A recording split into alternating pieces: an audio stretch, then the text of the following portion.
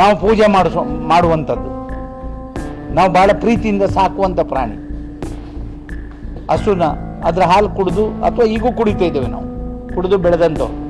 ನೇರವಾಗಿ ಹೇಳಿದ್ದೇನೆ ನಾನು ಪೊಲೀಸ್ ಇಲಾಖೆಯವರಿಗೆ, ಯಾರೇ ಇರಲಿ ಅವ್ರ ಮೇಲೆ ಕ್ರಮ ತಗೊಳ್ಳಿ. ಮತ್ತೊಂದು ನಡೀತದೆ ಅಂತ ಹೇಳಿದ್ರೆ ಹೇಳಿದ್ರೆ ತಪ್ಪಾಗ್ತದೇನೋ, ರೋಡಲ್ಲಿ ಸರ್ಕಲಲ್ಲಿ ನಿಲ್ಲಿಸಿ ಗುಂಡಾಕ್ಸ್ತೀನಿ. ಇನ್ಮೇಲೆ ಇಂಥದ್ದಾದರೆ ಸರ್ಕಲಲ್ಲಿ ನಿಲ್ಲಿಸಿ ಗುಂಡು ಹಾಕ್ಸ್ತೀನಿ. ದುಡ್ಕೊಂಡು ತಿನ್ಬೇಕು. ಕೆಲಸ ಬೇಕಾದಷ್ಟಿದೆ ನಮ್ಮ ಜಿಲ್ಲೆಯಲ್ಲಿ. ಏನೇನು ಪಾಪ ಮಾಡ್ತಾನೆ, ಏನೇನು ಅಪರಾಧ ಮಾಡ್ತಾನೆ ಅದಕ್ಕೆ ಶಿಕ್ಷೆ ಅಂತ ನನ್ನ ಸಂವಿಧಾನದಲ್ಲಿ ಇದ್ದ ಮೇಲೆ ಗುಂಡು ಹೊಡಿತೀವಿ ಅನ್ನೋ ಸ್ಟೇಟ್ಮೆಂಟು ಅದು ಇಲ್ಲಿಗಲ್ ಅಲ್ವಾ, ಕಾನೂನು ಬಾಹಿರ ಸ್ಟೇಟ್ಮೆಂಟ್ ಅಲ್ವಾ. ಈಗ ಮಂಕಾಳ ವೈದ್ಯ ಸಮಾಜದ ಶಾಂತಿ ಸುವ್ಯವಸ್ಥೆಗೆ ಧಕ್ಕೆ ತರುವಂತಹ ಕೆಟ್ಟ ಕ್ರೌರ್ಯದ ಸ್ಟೇಟ್ಮೆಂಟ್ ಕೊಟ್ಟಿದ್ದಾನೆ ಅಂತ ಹೇಳ್ಬಿಟ್ಟು ಅರೆಸ್ಟ್ ಮಾಡಬೇಕಲ್ಲ.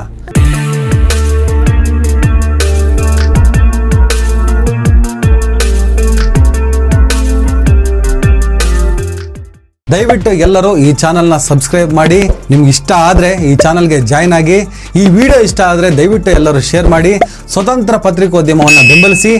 ನನ್ನ ಯುಕ್ತಿಗೆ ನಿಮ್ಮ ಶಕ್ತಿಯೇ ಶ್ರೀರಕ್ಷೆ.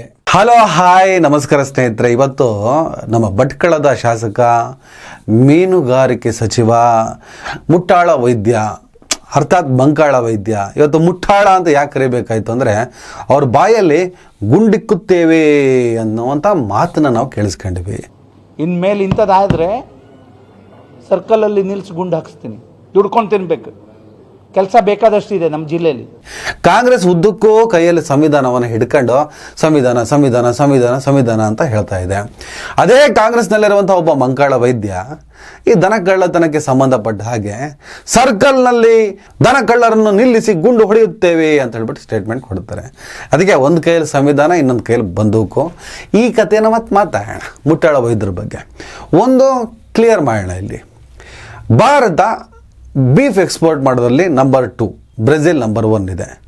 ಬೀಫ್ ಎಕ್ಸ್ಪೋರ್ಟ್ ಅಂದರೆ ಏನನ್ನ ಎಕ್ಸ್ಪೋರ್ಟ್ ಮಾಡ್ತಾರೆ?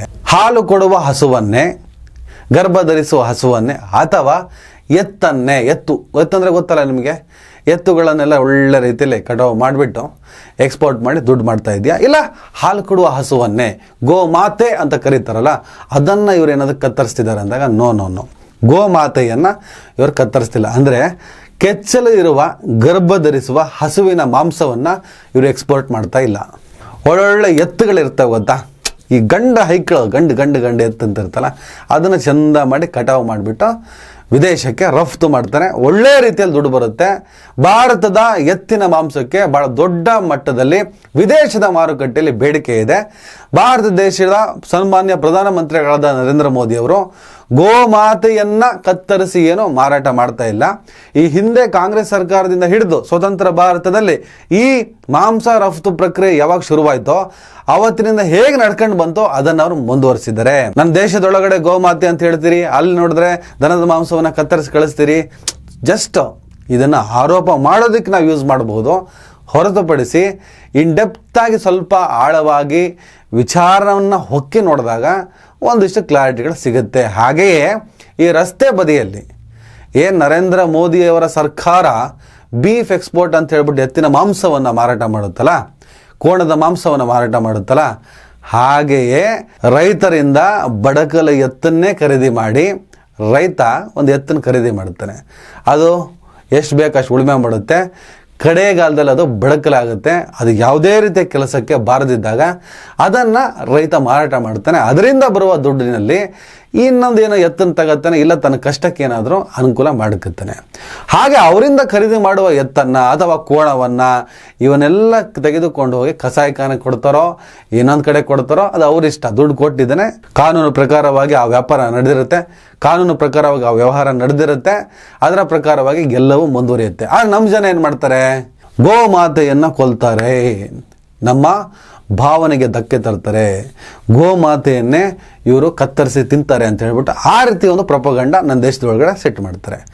ಮೋದಿ ಯಾವ ಮಾಂಸವನ್ನು ಮಾರ್ತಾರೋ ಅದೇ ಮಾಂಸವನ್ನು ಇಲ್ಲಿನ ಜನ ತಿಂತಾರೆ. ಇವ್ರು ಏನು ರಸ್ತೆಯಲ್ಲಿ ಸಾಗಾಟ ಮಾಡೋರನ್ನ ಹೊಡೆದು ಹಲ್ಲೆ ಮಾಡಿ ಹತ್ಯೆ ಮಾಡೋದು, ಆ ಮೂಲಕ ರಾಜಕೀಯದ ಬೇಳೆ ಬೇಯಿಸ್ಕೊಳ್ಳೋದಕ್ಕೆಲ್ಲ ಪ್ರಯತ್ನ ಪಡ್ತಾರಲ್ಲ, ಒಂದಿಷ್ಟು ಬಾಲಂಗೋಚಿಗಳನ್ನು ತರಲೆಗಳನ್ನು ಮುಂದೆ ಬಿಟ್ಟು ರೋಡಿಗೆ ಬಿಟ್ಟು ಮೋದಿ ಮಾರುವ ಮಾಂಸ ಯಾವುದೋ ಇವರು ಸಾಗಿಸುವ ಅಥವಾ ತಿನ್ನುವ ರೈತರಿಂದ ಖರೀದಿ ಮಾಡುವ ಮಾಂಸ ಅದೇ. ಮೋದಿ ಮಾರುವ ಮಾಂಸದಲ್ಲೂ ಇವರು ಸಾಗಾಟ ಮಾಡುವ ಮಾಂಸದಲ್ಲೂ ಕೆಚ್ಚಲು ಇರುವ, ಹಾಲು ಕೊಡುವ, ಗರ್ಭ ಧರಿಸುವ ಯಾವುದೇ ಹಸುಗಳು ಇರೋದಿಲ್ಲ. ನಿಮ್ಮ ತಲೆಯಲ್ಲಿ ಇದಿರಲಿ. ಹಸುವಿನ ಮಾಂಸವನ್ನು, ಕೆಚ್ಚಲಿರುವ, ಹಾಲು ಕೊಡುವ, ಗರ್ಭ ಧರಿಸುವ ಈ ಹಸುವಿನ ಮಾಂಸವನ್ನು ಯಾರೂ ತಿನ್ನಲ್ಲ. ಭಾರತ ದೇಶದಲ್ಲೂ ತಿನ್ನಲ್ಲ, ವಿದೇಶದಲ್ಲೂ ತಿನ್ನಲ್ಲ. ಇದೊಂದು ಕ್ಲಾರಿಟಿ ಇರಲಿ. ನನ್ನ ದೇಶದ ಒಳಗಡೆ ದನದ ಮಾಂಸದ ಹೆಸರಿನಲ್ಲಿ ರಾಜಕೀಯವನ್ನು ಮಾಡಿ ಗೋಮಾತೆ ಅಂತ ಹೇಳಿ ಅಲ್ಲಿಗೆ ಗೋಮಾತೆಯ ಮಾಂಸವನ್ನು ನರೇಂದ್ರ ಮೋದಿಯವರು ಮಾರಾಟ ಮಾಡ್ತಾರೆ ಅಂತ ಹೇಳ್ಬಿಟ್ಟು ಸುಮ್ಮನೆ ಆರೋಪ ಮಾಡ್ಬೋದಷ್ಟೇ. ಆದರೆ ಹಕೀಕತ್ ಇಷ್ಟೇ, ಅವ್ರು ಮಾರೋದು ಎತ್ತು ಮತ್ತು ಕೋಣದ ಮಾಂಸವೇ, ಇಲ್ಲಿನ ಜನ ತಿನ್ನೋದು ಅದೇ. ಇಲ್ಲಿ ತಡೆದು ಹಲ್ಲೆ ಮಾಡ್ತಾರಲ್ಲ, ಆಗ ಸಿಗೋದು ಇದೇ ಕೋಣ ಮತ್ತು ಇದು ಎತ್ತು. ಯಾವುದೇ ಕಾರಣಕ್ಕೂ ಗೋ ಮಾತೆ ಹೆಣ್ಣು, ಹಸು, ಕೆಚ್ಚಲು, ಗರ್ಭ ಯಾವುದು ಸಿಗಲ್ಲ. ಇದೊಂದು ಕ್ಲಾರಿಟಿ ಇರಲಿ. ಇನ್ನೊಂದು ಮಾತು ಹೇಳ್ತೀನಿ. ಇನ್ನು ಕಳ್ತನ, ಎತ್ತನ್ನು ಕಳ್ತನ ಮಾಡ್ತಾರೆ. ಮಾಂಸಕ್ಕೆ ಯೋಗ್ಯವಾದಂತಹ ಎತ್ತನ್ನು, ಈ ಎಳೆ ಕರುಗಳನ್ನು ಅಥವಾ ಕೋಣಗಳನ್ನು ಯಾರಾದ್ರು ಕಟ್ಟಿದ್ರೆ ಅದನ್ನು ಈ ಕ್ವಾಲಿಸ್ಗಳಲ್ಲಿ, ಸ್ಕಾರ್ಪಿಯೋಗಳಲ್ಲಿ ತುಂಬ್ಕೊಂಡು ಹೋಗುವಂಥ ಅನೇಕ ವಿಡಿಯೋಗಳನ್ನು ನಾನು ನೋಡಿದ್ದೀವಿ. ಯಾಕೆ ಮಾಡ್ತೀರಿ? ಕಳ್ತನ ದನ ಆದರೂ ಕದಿರಿ, ಎತ್ತಾದರೂ ಕದಿರಿ, ಕುರಿ ಆದರೂ ಕದಿರಿ, ಕೋಳಿ ಆದರೂ ಕದಿರಿ, ಏನೇ ಕದಿರಿ ಅದು ತಪ್ಪು. ಯಾಕೆ ಕದಿಯಕ್ಕೆ ಹೋಗ್ತೀರಿ? ಏನೇ ಆಗಲಿ ಅದಕ್ಕೊಂದು ಖರೀದಿ ಪ್ರಕ್ರಿಯೆ ಇದೆ. ಲೀಗಲಾಗಿ ಮಾಡ್ಕೊಳ್ಳಿ. ಹೌದಪ್ಪ, ಕೆಲವು ಕಾನೂನು ಇನ್ನಿತರ ಸಮಸ್ಯೆಗಳಿದ್ದಾವೆ, ಹಾಗಾಗಿ ಕದ್ದು ಮುಚ್ಚಿ ಏನಾದರೂ ಮಾಡ್ತೀವಿ. ಯಾಕೆ ಮಾಡ್ತೀವಿ? ಮಾಡಂಗಿಲ್ವಲ್ಲ, ತಪ್ಪಲ್ವಾ? ಕಳ್ಳತನ ಯಾವತ್ತಿದ್ರೂ ತಪ್ಪೆ. ಅದನ್ನು ಕಾನೂನು ಬಾಹಿರ ಅಂತಲೇ ಕರಿತೀವಿ. ಯಾಕೆ ಕದಿಬೇಕು?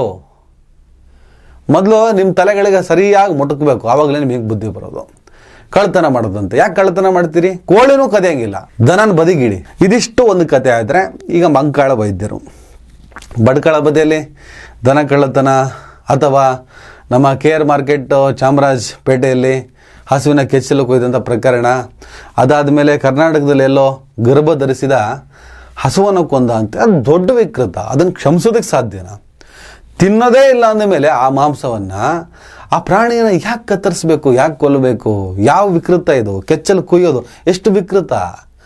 ಎಂಥ ಪರಮ ಪಾಪಿಗಳು ಇವರೆಲ್ಲ, ಎಷ್ಟು ಕ್ರೂರಿಗಳು ಇವರು.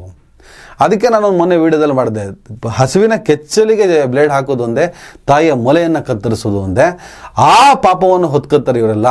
ಇವರಿಗೆ ಕಠಿಣಾತಿ ಕಠಿಣ ಶಿಕ್ಷೆಗಳನ್ನು ಕೊಡಬೇಕು ಅಂತ ನಾನು ಒತ್ತಾಯಿಸ್ತೀನಿ. ಅದರಲ್ಲಿ ಯಾವುದೇ ಅನುಮಾನ ಇಲ್ಲ. ಈಗ ಮಂಕಾಳ ವೈದ್ಯರ ವಿಚಾರಕ್ಕೆ ಬರೋಣ. ಮಂಕಾಳ ವೈದ್ಯ ಅಲೆಸ್ ಮುಟ್ಟಾಳ ವೈದ್ಯ ಅಂತ ಹೇಳ್ಬಿಟ್ಟು ನಾನು ಆರಂಭದಲ್ಲಿ ಕರೆದೆ. ಅವರ ಮುಟ್ಟಾಳ ಅಂತ ನಾನು ಯಾಕೆ ಕರೆದೆ ಅಂದರೆ, ನೋಡಿ, ಇದೇ ಕಾಂಗ್ರೆಸ್ ಪಕ್ಷ ಕೈಯಲ್ಲಿ ಸಂವಿಧಾನ ಇಟ್ಕೊಳ್ಳುತ್ತೆ 24 ಗಂಟೆ.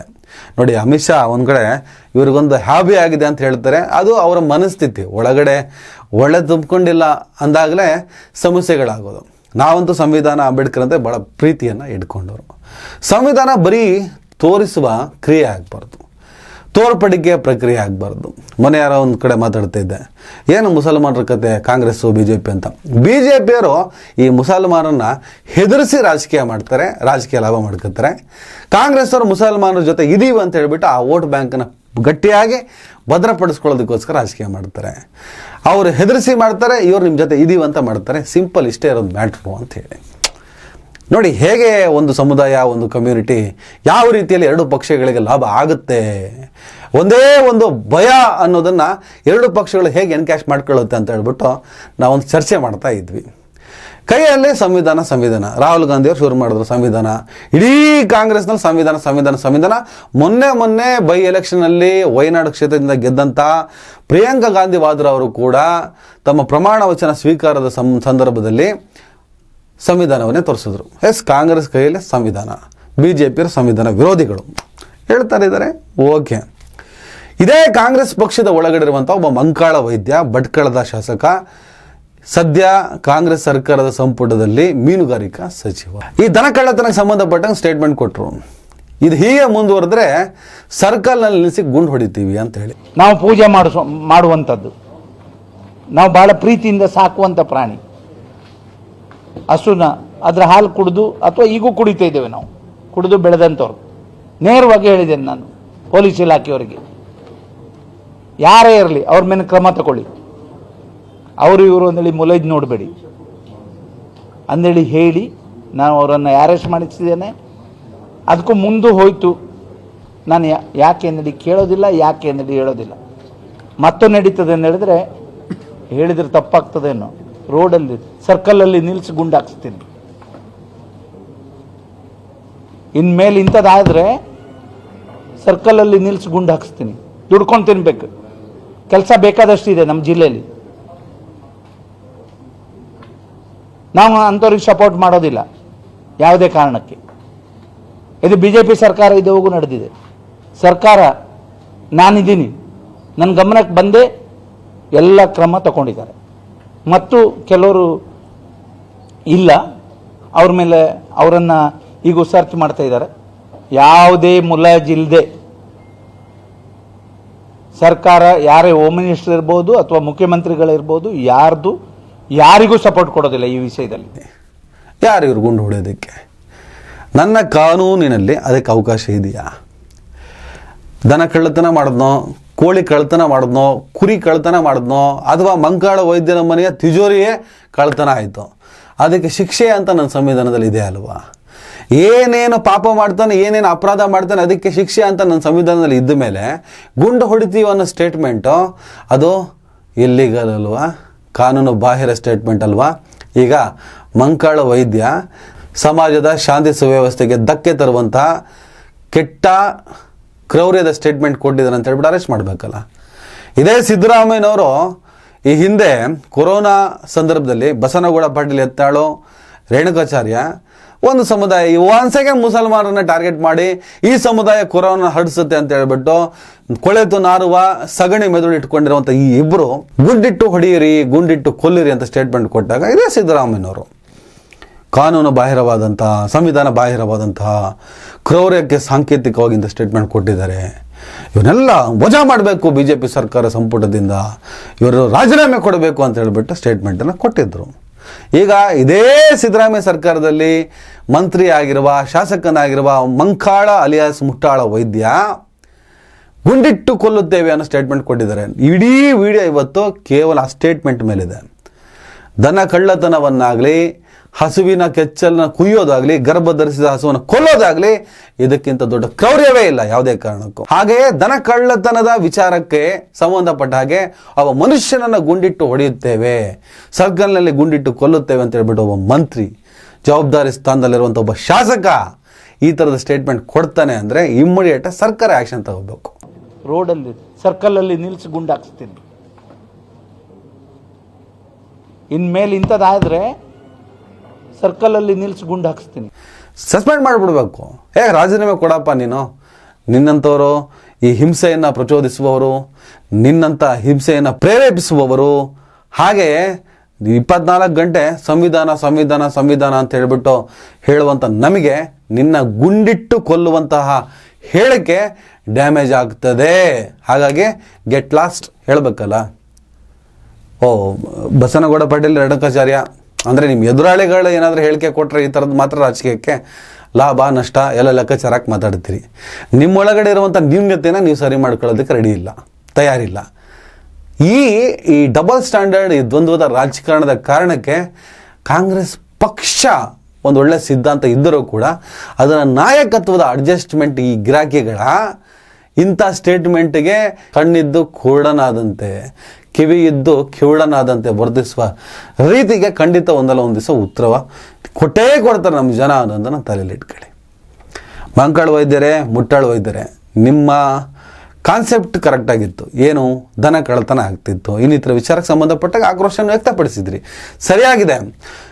ಯಾರನ್ನೇ ಆಗಲಿ ಗುಂಡಿಟ್ಟು ಕೊಲ್ಲುತ್ತೇವೆ ಅನ್ನೋಂಥ ಸ್ಟೇಟ್ಮೆಂಟ್ ಅದು ಕಾನೂನು ಬಾಹಿರವಾದ ಸ್ಟೇಟ್ಮೆಂಟ್.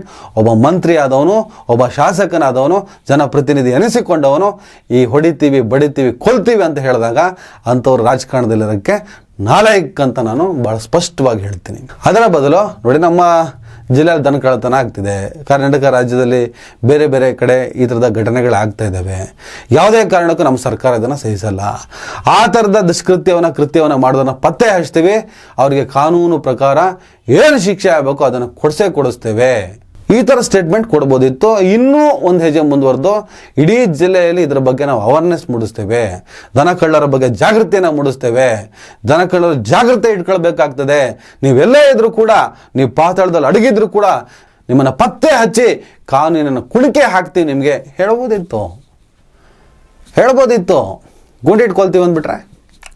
ಅದಕ್ಕೆ ಮುಟ್ಟಾಳ ವೈದ್ಯರು ಒಂದೊಂದ್ಸಲ ಮಂಕಾಳ ವೈದ್ಯರದು ಸ್ವಲ್ಪ ಹಿಸ್ಟ್ರಿ ನೋಡ್ತಾ ಇದ್ದೆ. ಇವರು ಸೆಕ್ಯುಲರ್ ಮ್ಯಾನ್, ಕೋಮುವಾದಿ ಏನೋ ಅಲ್ಲ. ಏನೋ ಒಂದು ಆವೇಶದಲ್ಲಿ ಆಕ್ರೋಶದಲ್ಲಿ ಒಂದು ಸ್ಟೇಟ್ಮೆಂಟ್ ಕೊಡೋಕೆ ಹೋಗಿದ್ದಾರೆ, ಎಡವಟ್ಟಾಗಿದೆ. ಆ ಹೇಳಿಕೆನ ಅವ್ರು ವಾಪಸ್ ಪಡೆಯುವಂಥ ಕೆಲಸವನ್ನು ಮಾಡಬೇಕು. ಕಾಂಗ್ರೆಸ್ ಸರ್ಕಾರ ಆ ಹೇಳಿಕೆಯನ್ನು ಅವರಿಂದ ವಾಪಸ್ ಕೊಡಿಸುವಂಥ ಕೆಲಸವನ್ನು ಮಾಡಬೇಕು.